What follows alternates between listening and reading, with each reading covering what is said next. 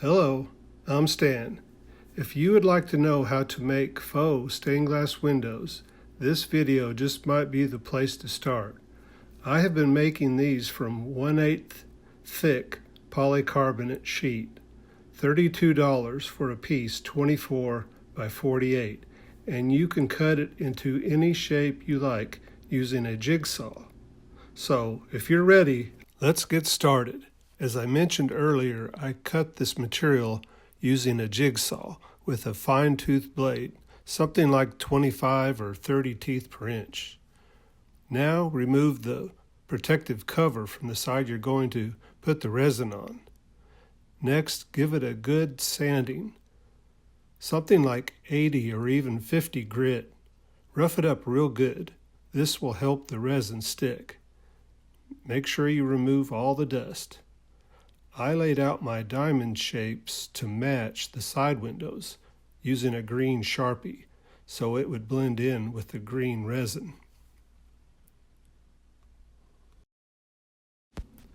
Next step is making some real thin tape strips.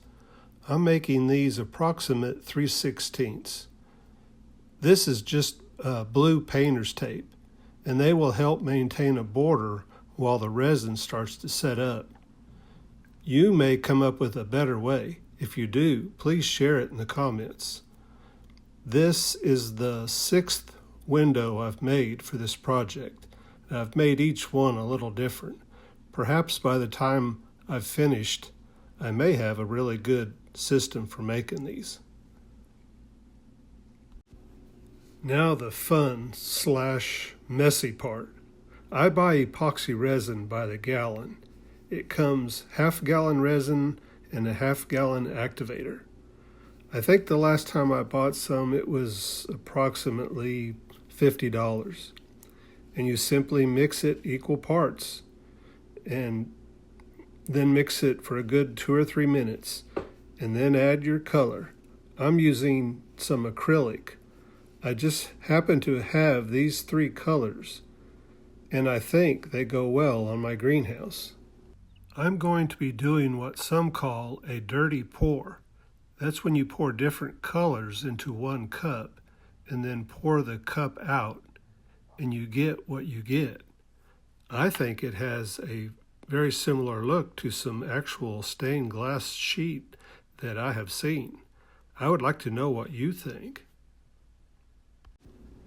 With the resin as thin as it is on this project, it will be dry in 24 hours, but will stay gooey for a couple of hours. So I need to peel the tape off pretty soon and then just let it do what it does. It will move around and blend.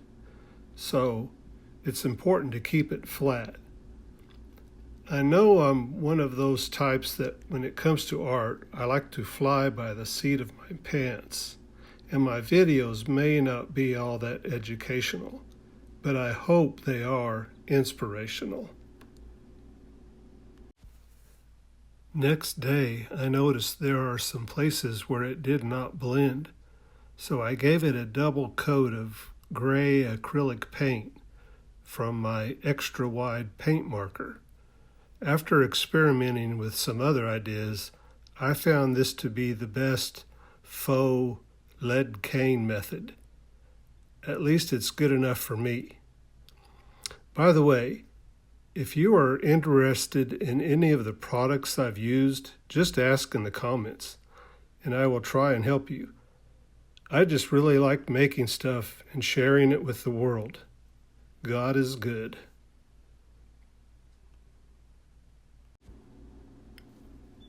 All that's left is removing the back cover sheet and installing it in the greenhouse. I would really like to know what you think. And if this kind of content seems interesting to you, would you consider subscribing and click that like button? Till next time, God bless.